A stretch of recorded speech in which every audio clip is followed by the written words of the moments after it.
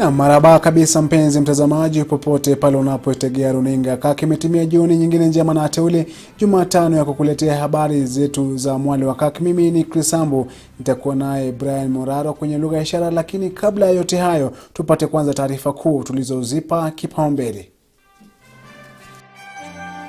Events, be it a wedding, a funeral, receptions, organized parties, conferences, sports, trade fairs, workshops, you'll be required to show proof of vaccination. Wizara ya Afya yatoa masharti makali huku maambukizi ya virusi vya corona yakipaa zaidi ya 3,000 kwa siku. Today we want to see where are those 150 members. Mr. Speaker, it is a shame. This is a very clear bill.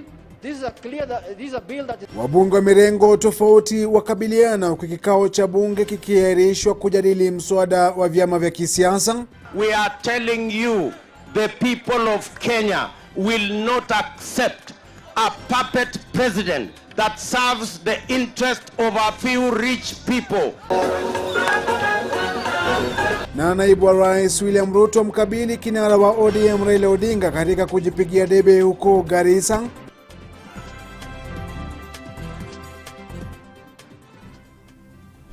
Naam, karibu mpenzi mtazamaji, tuandamane mwanzo hadi tamati, na tunaanza na taarifa za kisiasa ambapo kikao cha kujadili mswada wa vyama vya kisiasa bungeni kimeahirishwa mara tena mchana wa leo ili kuruhusu mabadiliko kadhaa kufanywa mswada huo. Awali kulishuhudiwa kivumbi bungeni, ubabe baina ya wabunge wa mrengo wa Rais Uhuru Kenyatta na kinara wa ODM Raila Odinga na ule mrengo wa naibu wa Rais William Ruto almaarufu Tangatanga. Huyu hapa Vincent Kerosi anatufungulia taarifa zetu za Mwale wa Kirk.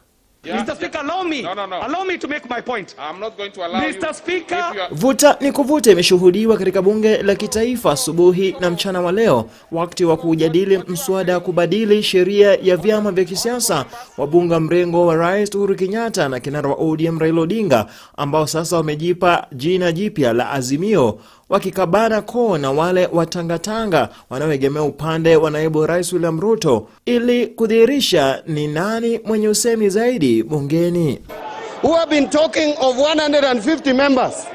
Today we want to see where are those 150 members. So instead of making noise, instead of shouting like Alice Wahome is shouting as if she's in a marketplace, Alice Wahome should tell us where there are 150 members. This is a very serious attempt by the registrar of political parties with the deep state idea, say, to control the register of members of political parties. And that will not be allowed, Mr. Speaker. And if you have numbers, Mr. Speaker, don't be worried. Don't shout outside there. We have numbers. Bring your numbers here now. They are required in the House, Mr. Speaker. Okay. Mr. Speaker, we are going to win this one hands down, Mr. Speaker. Right. Not shout this one, Mr. Speaker. Thank you very much, Mr. Speaker. Ilimbidi naibu spika wa bunge hilo Moses Cheboi kuahirisha vikao hivyo mara tena, akisema hatua hiyo ni kwa minajili ya kuruhusu kamati mbalimbali kufanyia mswada huo mabadiliko kadha ambayo yaliibuliwa wakati wa kikao cha leo. And that we will have achieved the second reading, so we'll only come for committees, and the committees will have harmonized. Will have harmonized everything that they are required to harmonize, because these are amendments that are before us. That is the position. Hata hivyo, katika kura ya kusomwa kwa mara ya pili, mswada huo ulipokea uungwaji mkono wa wajumbe 113 huku wale waliopinga wakiwa 68 tu, ubabe wa idadi ukidhihirika. The reason why these political parties have been created is because they are being bankrolled by the state. And the state has used the same mechanism to bring forth the amendment of the Political Parties Act. And we want to tell them, if you are starting a political party, start a political party ready to sell your agenda to Kenyans, but not willing and standing and watching to be married. Kwa sababu kura ilipigwa leo, tena ilikuwa physical, haikukuwa ile ya computer, na tulipata kura zaidi ya 100 na kitu, 115, na hawa walipata 69 na 68. Hiyo ni karibu mara mbili ya kura ambaye tumepata. Waliopinga mswada huo wanadai kwamba vigezo hitajika havikufuatwa kama vile kuruhusu maoni ya umma na kwamba vipengee kadhaa vya mswada huo ni kinyume cha katiba. Hata hivyo, wabunge wa mrengo Azimio wanahisi kwamba ni muda tu kabla mswada huo haujapitishwa na kuwa sheria. There is no consideration of memos that came in yesterday, and we cannot say that we have done conclusive public participation. Honorable KJ, I'm going to ask that if you become unruly, I will take some step which I do not want to. If it is a question of heckling, you can count on Tagataga. If it is a question of numbers, you can count on Azimio. Iwapo utapasishwa, mswada huo miongoni mwa mambo mengine utaruhusu muungano wa vyama kumsimamisha mgombea urais mmoja, huku pia ukipania kuhakikisha kwamba ugavi wa fedha kwa vyama husika unafuata utaratibu maalum. Nikiripotia Mwale wa Kirk, mimi ni Vincent Kirosi. Tusalie na masuala ya kisiasa ambapo naibu wa rais William Ruto amemkabili kinara wa ODM Raila Odinga kwa kufutilia mbali ugombezi wake wa rais, akisema kuwa ni maamuzi ya walio wachache. Ruto aliye kwenye ziara ya kaunti ya Garissa amesema kuwa Odinga ni mradi wa serikali, akisema kuwa Wakenya hawatakubali mabadiliko ya sheria kuhusu nguvu za rais. Kwa siku ya pili, naibu wa rais William Ruto amekita kambi eneo la kaskazini mashariki, Jumatano wa leo akijipigia debe katika kaunti ya Garissa. Tumekubaliana watu wa Garissa. Ruto akieneza kauli zake za kisiasa na bila kusita, akitoa kauli kali kufutilia mbali mahasimu wake wa kisiasa. We want to tell our competitors, you tried to install a president who is an imperial president using the BBI process, a president that controls parliament, that controls the judiciary, that controls the legislature, and that controls the executive. That project did not succeed. Now you have started another scheme that you want to select for us a puppet who serves the interest of a few rich people, so that you can install him to run the affairs of our nation to the detriment of millions of Kenyans. Ruto kwa mara nyingine tena akikwenda kinyume na Rais Uhuru Kenyatta katika kukashifu majaribio ya kufanyia katiba marekebisho. Kulingana na Ruto, ni kuwa mswada wa kufanyia katiba marekebisho ulipania kuwekeza rais aliyependekezwa na walio wachache. We are telling you, the people of Kenya will not accept a puppet president that serves the interest of a few rich people. The people of Kenya will elect their president who serves the interest of every Kenyan. Naibu wa rais akimrushia cheche za kauli kinara wa ODM Raila Odinga kwa kumtaja kuwa mradi wa baadhi ya wakuu serikalini. They have now hatched another scheme to change the law so that they can divide the people of Kenya on ethnic village parties, so that again they can install a puppet president who will take care of their interests. We are telling you that we know you. We know your scheme. The Constitution of 2010 will never be overturned. Katika kupigia debe azma yake ya rais, naibu wa rais William Ruto ameshikilia ugombezi wa chama cha UDA, wandani wake eneo la kaskazini mashariki wakimpigia debe kumrithi Rais Uhuru Kenyatta. And we are telling Raila Odinga, you are a project and we shall deal with you. Yake 10 amemaliza, ya Ruto ndio imebaki. Si mko tayari kulipa deni? Baada ya Ruto alizindua afisi za chama cha UDA katika kaunti ya Garissa na kufanya mkutano na wajumbe wa chama cha UDA. Katika mkutano huo akihakiki ushindi wake wa rais kwenye uchaguzi mkuu mwaka ujao. Si mnajua bwana Kitendawili alishindana na Moi? Si alishindana na mzee Kibaki? Si alishindana na Uhuru Kenyatta? Nyinyi mkipima, Kitendawili anawezana kweli na Hasla? Na mtazamaji, tukiachana na masuala ya kisiasa sasa na kuangazia taarifa nyingine, ni kwamba huenda ukakosa kusafiri kuelekea nyumbani au hata kuzuiliwa unapokwenda kuzuru maeneo mbalimbali msimu huu wa Krismasi. Hii ni kutokana na mwelekeo mpya uliotolewa na Wizara ya Afya kufuatia kuongezeka kwa maambukizi ya korona hapa nchini tangu kuripotiwa kwa virusi vya korona aina ya Omicron. Faith Kaulu anaarifu zaidi kuhusu habari za Wizara ya Afya. Hivi karibuni kumeshuhudiwa ongezeko ya maambukizi ya korona nchini tangu kutangazwa kwa kuwepo kwa aina mpya ya Omicron. Licha ya idadi kubwa ya watu wanaoripotiwa kuambukizwa korona kila kukicha, Wizara ya Afya nchini imesema kuwa waliopokea chanjo hawashuhudii madhara makali ikilinganishwa na wale ambao bado hawajachanjwa dhidi ya COVID-19. With the increase of infections following the onset of the Omicron variant, we still find that those who are vaccinated perform better against the disease. Huku Wizara ya Afya ikilenga kuafikia lengo la kutoa chanjo kwa Wakenya milioni 10 ifikapo mwishoni mwa mwezi Disemba mwaka huu, mwelekeo umetolewa upya kuhusu kutopokea huduma za serikali iwapo mtu hajachanjwa, huku Wakenya wakihitajika kuonyesha cheti cha kuashiria kuwa wamepokea chanjo kamili dhidi ya COVID-19. Everybody seeking in-person government services should be fully vaccinated and proof of vaccination availed by the 21st of December 2021.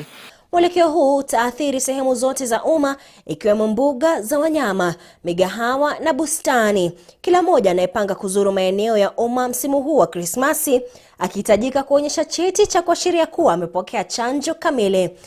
In public places, all persons must show proof of vaccination for admission, for example, into national parks, game reserves, hotels, bars, restaurants, as well as use of public transport means, including domestic flights, train, and PSVs. Iwapo maeneo ya utalii au umma hayatazingatia mwelekeo huu, basi kuna uwezekano mkubwa wa wao kupoteza leseni ya operesheni.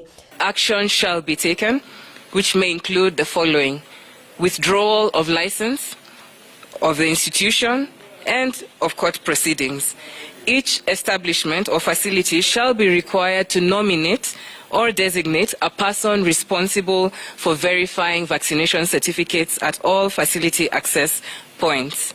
Ni mwelekeo unaotarajiwa kuona kuwa wasafiri vilevile wameonyesha dhibitisho ya kupokea chanjo, huku magari ya umma yakishauriwa kutowasafirisha Wakenya ambao hawajachanjwa. Mwelekeo huu vilevile utaathiri watalii wanaoingia nchini msimu huu.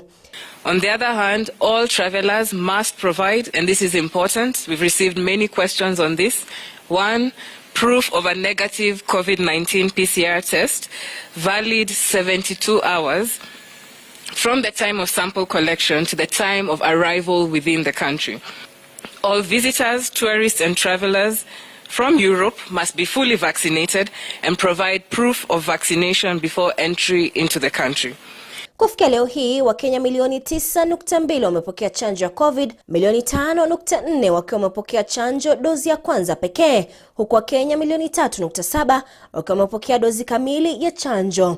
Wizara ya Afya vilevile imetangaza kuwa leo hii watu 3,328 wameambukizwa virusi vya korona, asilimia maambukizi sasa ikiwa imefikia 29.7. Faith Kaulu, runinga ya Kirk. Mtazamaji, kwingineko ni kwamba Rais Uhuru Kenyatta mchana wa leo ameongoza kikao maalum cha marais na viongozi wakuu wa Muungano wa Mataifa ya Afrika Mashariki. Miongoni mwa mambo muhimu yaliyoangaziwa kwenye mkutano huo ni pamoja na ombi la taifa la demokrasia ya Kongo kutaka kujumuishwa katika muungano huo wa EAC, swala ambalo marais hao wote waliokuwa wamehudhuria kikao cha leo wamekubaliana na kulitaka baraza la mawaziri wa muungano huo kuweza kulishughulikia upesi, huku wakitakiwa kutoa taarifa wakati wa mkutano mkuu ambao utaandaliwa mwaka ujao. Mkutano huo ulioandaliwa mtandaoni ulihudhuriwa na marais Yoweri Museveni wa Uganda, Paul Kagame wa Rwanda, naye Samia Suluhu wa Tanzania, marais Evariste Ndayishimiye wa Burundi na Salva Kiir wa Sudan Kusini. Waliwakilishwa na makamu wa rais Prosper Bozombaza na waziri wa EAC Deng Alo Mtawalia.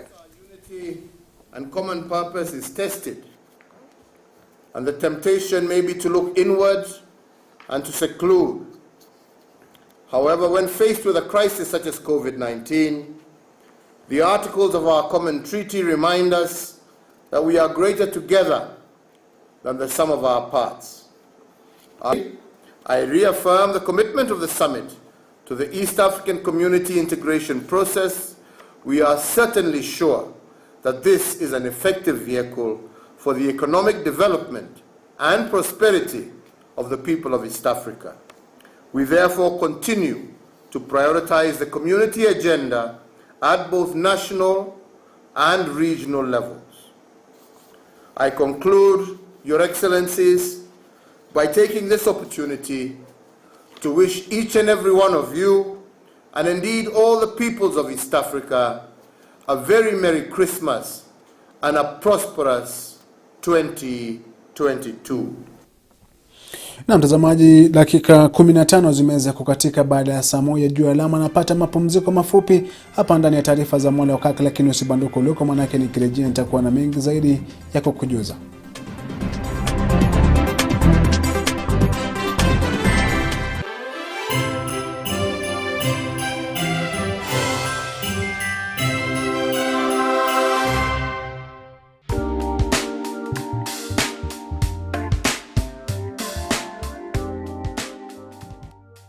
PCA Ongata Booth Girls High School of Excellence is an outstanding girls boarding high school ideal for learning. Located in a quiet and serene environment in Ongata Rongai, Kajiado County. The school aims to produce highly qualified students who will be readily admitted to world-class high institutions of learning and graduate into outstanding citizens of integrity. Our school is an excellent school which has all the facilities. We offer quality education in conformity with the Ministry of Education. We have very professional teachers. The main reason to have this school here is to empower the girl child here around this area, nationally and even internationally. Founded and grounded on Christian values, discipline is one of its fundamental values. We emphasize on Christian values, and our children, when they are here, they can access our church, which is just across, and we have a pool of things that they do when they are here, and we emphasize on discipline. The school boasts of modern state-of-the-art facilities such as spacious classrooms, a well-equipped library, science and computer laboratories, a dining hall and a modern kitchen with a robust feeding program.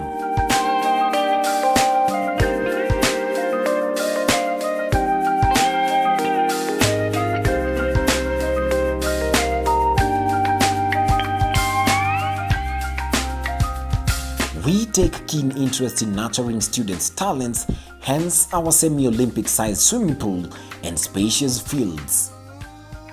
We are appealing to you once again that you give us the girl and we will give you back a holistic lady of dignity and integrity. This is PCA Ongata Booth Girls High School of Excellence. Faith in God is knowledge and excellence.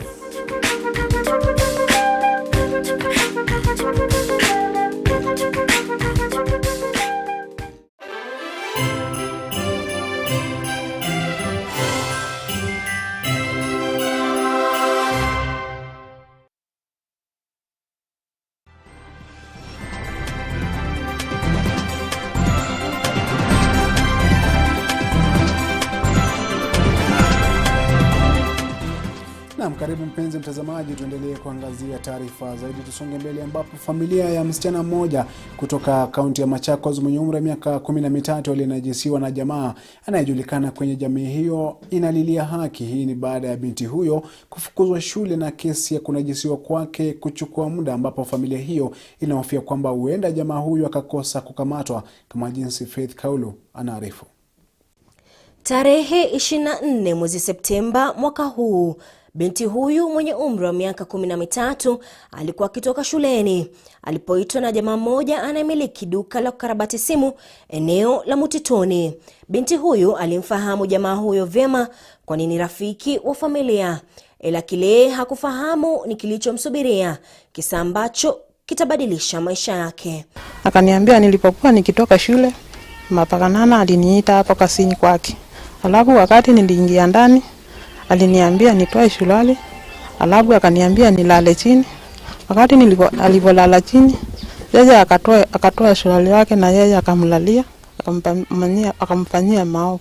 Kulingana na binti huyu, jamaa huyu alimlazimisha kuvua nguo, akamnajisi na kisha kutoa vitisho, huku akimtaka asieleze yote yule kilichotokea.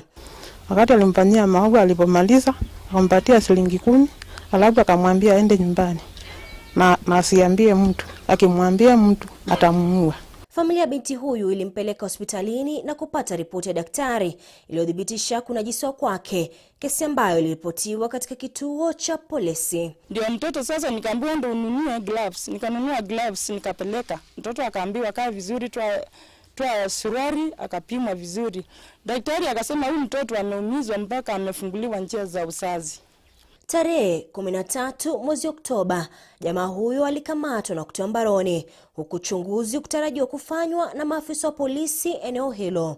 Aidha, pasipo kuchukua muda, jamaa huyo aliachiliwa, na baada ya familia yake kudinda kuondoa kesi hiyo kituoni, vitisho vilianza kuelekezwa kwa binti huyu na familia yake. Brother yake aliita huyo nyanya ya mtoto, akamwambia waende hapa mama Jacosi waseme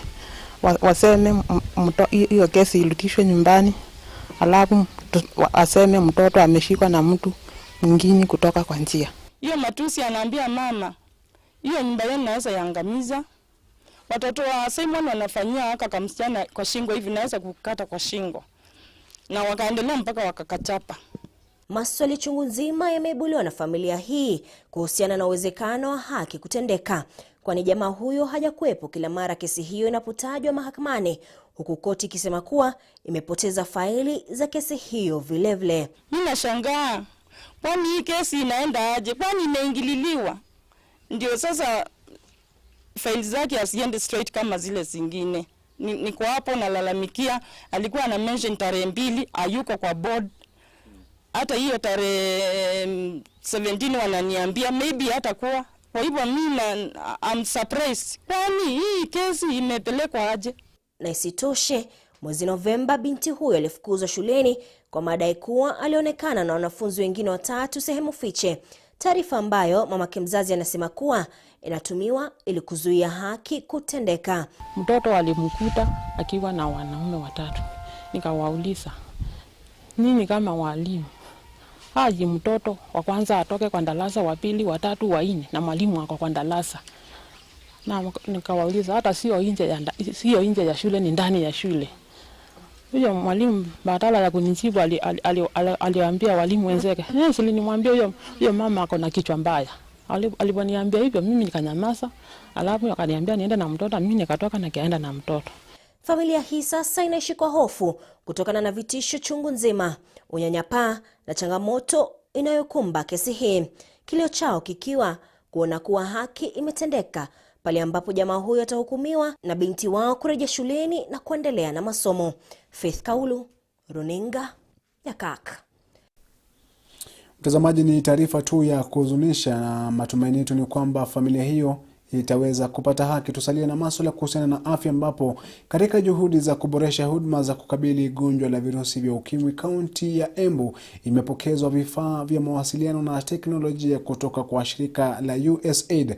Vifaa hivyo vyenye gharama ya shilingi milioni 9 vinapania kusaidia katika utoaji wa huduma bora kwa walioambukizwa HIV. Kupitia mradi wa jamii tekelezi, USAID ilitoa mchango wa mitambo ya tarakilishi, vipakatilishi, mitandao, tovuti na vifaa vingine vilivyo na uwezo wa kutosheleza hospitali 22 katika kaunti ya Embu. Mratibu wa shughuli za masuala ya virusi vya ukimwi Daniel Gishovi katika kaunti ya Embu amesema kuwa hii ni hatua ya kukabili makali ya HIV kwa njia zote. During the clinical interaction, the healthcare workers may not be able to retrieve the older patient records, some of them that run into many years. As you are aware that HIV is a chronic disease, some of the patients have been managed for the last more than 10 years. and therefore using an electronic system real time, what we are calling point of care, a clinician is able to quickly retrieve information about a patient, information that is used to manage the current condition that patient may be presenting with. No, Embu County does not have very worrying statistics, but as we have just rightly said, if we sleep on our job, it can be a week and we get our rate alarming. For now, we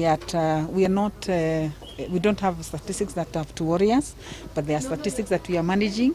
We are able to have even the drugs to manage their challenges. So we are good to go. Wakazi wa wadi ya Shagaki iliyoko kaunti ya Murang'a wanalalamikia utupaji ovyo wa chupa ambazo hutumika kupakia pombe. Kulingana na wakazi hao, afya zao sasa zipo hatarini kwani chupa hizo hurushwa kiolela, wakizonyoshea mkono wa lawama asasi husika kwa kukosa kufanya kazi yao vilivyo. Wakazi hao sasa wanataka mamlaka ya kutunza mazingira nchini NEMA kuwapa mafunzo wamiliki wa maeneo ya burudani kuhusu muhimu wa kuzitupa chupa hizo. Malisia akatupa huko nje. Unaona? Hata ni hapa nimaliza nitatupa hapa na niende na mimi niende nikiwa mzima. Sasa huyo mwingine wa kesho atakuja agukie isupa. Sinaona itamupeleka nini mahali ingine. Nilipata kupoteza rafiki yangu msichana ambaye alifanya kuangukia chupa kama hii.